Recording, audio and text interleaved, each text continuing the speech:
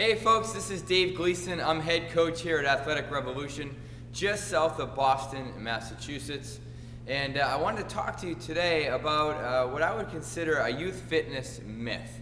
I'll just preface my comments by saying I love going to the end of the year banquets for my kids' sports teams or registration nights for other sports, so that I get a chance to really chat with parents and see what kids are doing.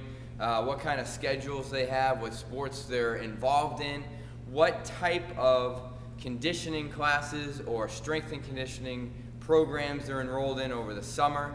We're about to get into that part of the year right now here anyhow. Now, I also want to say that most of the people that watch these videos are fitness professionals. They're people that work with kids on a day-to-day basis. Or they're a personal trainer who might work with kids at least on a limited basis in their own practice or as part of a program that they are involved in a health club, for instance. But we also have a lot of parents that watch these videos and a lot of volunteer parent coaches. So I want to talk, I guess, specifically to you and to anyone else there who still thinks about the safer mode for weightlifting, strength training. Adding external load for young athletes is to go high reps. That's not necessarily true. I feel that that's a very misguided way to take a look at it. We used to think of that. You think lighter weight, less risk of maybe damage to the growth plates, broken bones, so forth and so on. From a general perspective, we need to remember that the studies that have been run actually right out of UMass Boston was the original study that was published for the National Strength and Conditioning Association, showed that there were virtually no injuries to kids in supervised situations when it comes to lifting weights. That's bench pressing, squatting, even Olympic lifting. Virtually no injuries to speak of whatsoever. It's, in the basement using dad's old weights, that's where kids kind of got in trouble, or they're in the weight room at school, no supervision. So hopefully we dispel that right away. But in terms of the whole high rep deal, we used to think, all right, we'll give kids more like 15, 20 reps, keep the weight light, let them work on their form.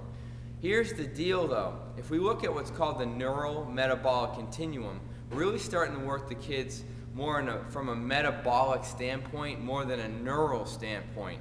Now, why is that important? From a neural standpoint, that's where they're actually learning to master the certain lifts or bar skills, whether it's bench, squat, cleans, hanging deadlifts, you name it. We want them to groove correct patterns, especially when we think about, say, freshmen, sophomores, those ages. They should have some experience through grooving the right patterns before they get to maybe some different programming when they're juniors and seniors, especially if they're starting to be a little bit more exclusive to one sport as they get older and they might be thinking about moving on to college. So think of it this way. Here's another way to look at it. 15 repetitions gives a lot of opportunity for a young athlete to do it incorrectly, especially as they fatigue, as they get into the later repetitions. I really love the 5 repetition area where you're not going for a max, you're going for a grooving of a pattern. It's a load that they can handle comfortably. You give them ample rest. I'd rather do 5, 6, 7 sets of 5, knowing that they're learning that lift and externally loading as much as possible.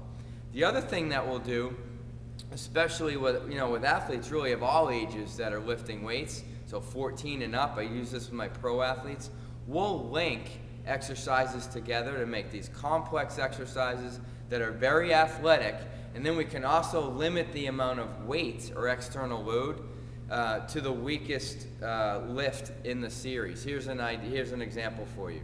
A deadlift to a clean to an overhead press. Here's another example. Let's go with the deadlift again to a clean to a front squat. Let's do another example. A front squat to an alternating lunge forward or a walking lunge even, reset their feet, push press. Okay?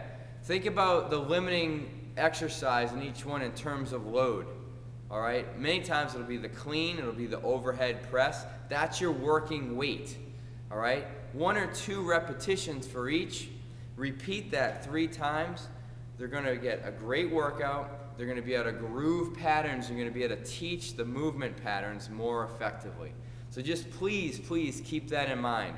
You know, just last week I heard of another program in town where day 1 last year was a 1 rep max day. Kid who's never bench pressed before. The quote-unquote coach had to lift it off the kid after it bounced off of his forehead. He was trying to lift 140 pounds. First time he's ever benched. Bang.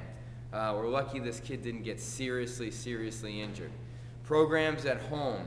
The best intentioned volunteer coaches and dads don't necessarily think that those high reps are the best situation for your son. Because again, there's more opportunity to get into a movement pattern that isn't so correct. And if strength and hypertrophy, the increase of muscle size at all is the goal, you're not going to get it with 15 reps. So just a few things for you to think about today. If you want way more information than what I just gave you, do yourself a favor and check out the International Youth Conditioning Association's website. It's iyca.org. The world leaders in pediatric fitness, because that's all they do. That's all they do. The best practitioners in the world contribute to this certification, to the educational resources that are on there. So you can't go wrong. You really can't. iyca.org. I'm going to let you go. Thank you so much for your time. And please take this information to heart and think about doing things maybe a little bit differently moving forward. We'll talk to you very soon. This is Dave Gleason.